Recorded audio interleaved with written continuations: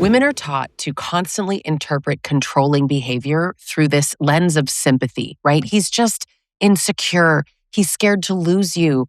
Oh, he just loves you so much. He's protective or he's afraid of getting hurt.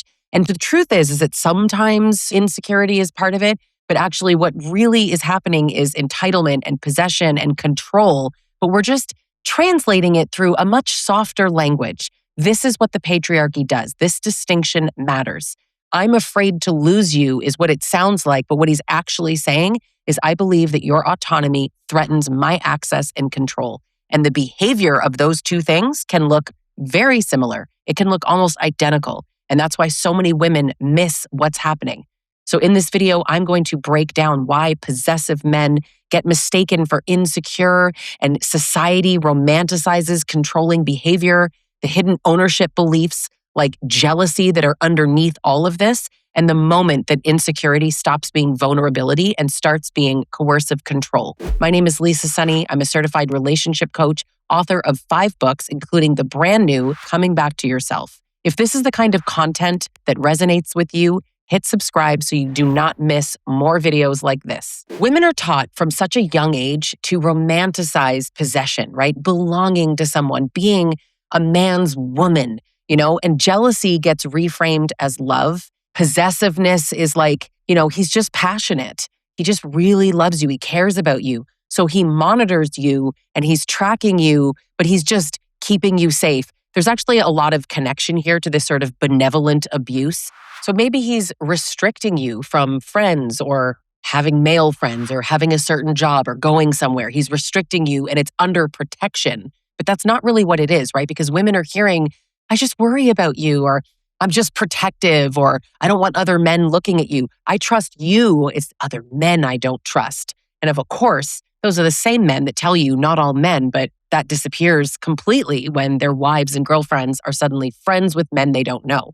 They say things like, I'm scared to lose you. But what's actually happening, if you really notice, is that your world gets smaller and smaller. You're shrinking. You have less friends. You are concerned with the way that you dress. You are thinking of him before you put clothes on. You don't have access to as much privacy as you would. Maybe he wants your phone password because, we're in a relationship. I got to keep you safe. I have to make sure nobody's DMing you, whatever. He takes away your freedom and your independence. He restricts your movement. He makes it so that you belong to him. And it's all under this beautiful little package that feels romantic, but it's possession, it's ownership, and it's entitlement. One thing I really want to point out is that you end up reorganizing yourself around his comfort, right? So let's use the no male friends example. He's not comfortable with you having male friends. So rather than him going to therapy and figuring out what that is about him, his own feelings, his own, we'll call it insecurity, that makes him feel that way, his own lack of trust in men that's making him feel that way, instead he uses it to change your behavior. That's the definition of control. That's not insecurity, that's control. Vulnerability is more like, I feel afraid. I feel insecure. I just wanted you to know how I'm feeling. Entitlement is your behavior needs to change so that I feel comfortable. And it's not the same thing. One regulates you and controls you, and one puts it on himself, which is accurate because it's his feeling, his problem. If you've done nothing to destroy the trust in your relationship, but he's making things up like you wore lipstick to the gym, so now he can't trust you, or he doesn't like the way one of your male friends looks at you, but you don't see it, this is crazy, right? This is why women miss it because it's translated through, well, he's just insecure, or you know how men are. No, I don't know how men are. Tell me, Kevin, how are men, right? Because this is again where not all men flies out the window. Society interprets control through sympathy. This is very common, and women stay confused because of it. You see society, therapists, movies, men, women, all kinds of people are going to tell you, he's just traumatized. Well, his ex cheated on him. He's just afraid. Maybe he has abandonment issues, Think about his childhood. Women are hearing this, and it's making women change their own behavior. But let's say he's afraid. Fear doesn't automatically explain entitlement. That's not how that works. That's actually ridiculous. Women are just being trained to hear things that are basically overtly controlling and then look for the vulnerability and the trauma underneath it. We are conditioned to try to understand instead of just say, I don't date men who are possessive. Period, the end. And you see a man who might be with you and he might panic when you go out, and you see this panic and this fear and this insecurity, and you assume that it's vulnerability. You assume, oh, he just loves you so much. And that's not necessarily what's happening, right? Your autonomy has to exist outside of their comfort, and men don't like that. But I want you to notice something, okay? His jealousy revolves around access to you, your time, attention, your body, absolutely, your availability, what you're focused on, your sexuality. Possessive men often really feel this like reduced access, and they see it as disrespect. That's why men are just throwing the word disrespect around like Skittles into a crowd of children. This woman's disrespectful. Women don't take accountability. Men don't understand what any of these words mean. It all comes from entitlement. He believes that he should have access to you because you belong to him. And when you don't follow his rules, and he'll call them boundaries sometimes, a lot of these men are becoming more aware of how to use and weaponize new terms that they're learning. Therapy terms women have known for decades. And men are just now learning and going, oh, I can tell her that it's boundaries. I can make rules and just say, I have a boundary that my girlfriend would never be friends with a man. That's not a boundary. That's not correct. In fact, let's back up for a quick second and explain what that would sound like. If he had a boundary around his partner being friends with men, he would say, I'm uncomfortable dating someone who's really close with another male. And for that reason, I don't think this is going to work. And he would exit the relationship or stop dating you early on. Not, I don't think that she should have male friends, so you need to stop being friends with these men. No, that's not a boundary. That's a rule on your behavior. A boundary would be, I'm not comfortable with this, so I'm taking myself out of the situation. When I've said this in past videos, a lot of men are like, oh, so he should break up with her? That's crazy that you're saying that. He shouldn't tell her what she can do. But you're not offering her what she can do. You are demanding it under the threat. I won't be with you unless you. There is a threat. And if someone worded this exactly the way that he's wording it to you, if they worded it to him that way, he would definitely see it as a threat. But it's different because he's a man and he knows men, and men and women can't be friends. That's really just the example I keep harping on. There are so many examples of how men will create rules, call them boundaries, call them insecurities, call them vulnerability, and make it so that you need to be different. Your independence is going to be treated like you're being disobedient, which is ludicrous in an equal partnership. But you need to notice that when he's treating you this way, it's because you're not in an equal partnership.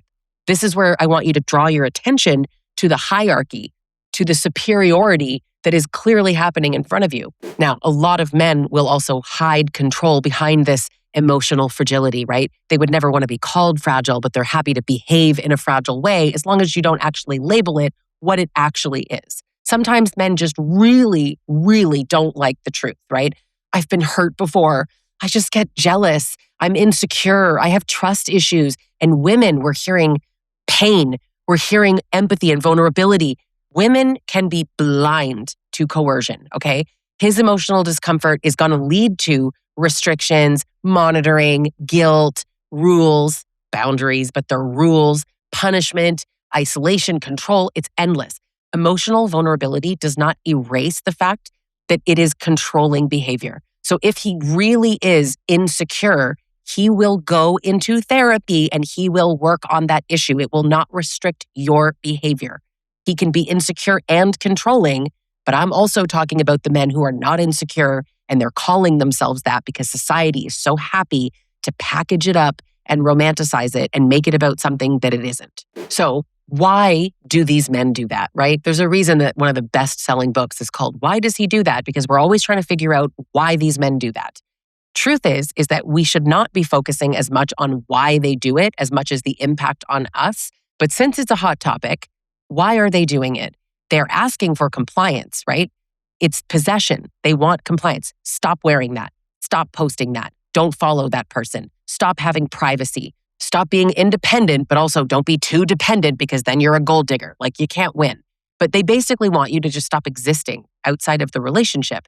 What they want is a behavioral change in you. So they are using this tool, and it is a tool. In fact, I would even say it's a weapon. They're using it against you to create this change in your behavior. That's how you know that this is control and what they're really seeking is compliance. When your autonomy is a problem, you're in an abusive relationship.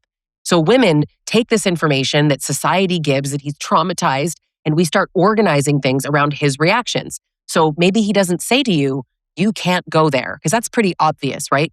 Many men say that, and that's clear, and we still may not recognize it as control. But what about the guy that says, you can absolutely go there, but he'll call you 53 times when you're out, or demands that you have a curfew, or talks to you about what you wear when you're out, or whatever, right? So you stop talking freely, you don't go places anymore, you maybe don't go to dinner with your friends, you don't have any friends, you don't go see your family, all of this. And it's not because your values have changed or anything about you really has changed. It's about the fear.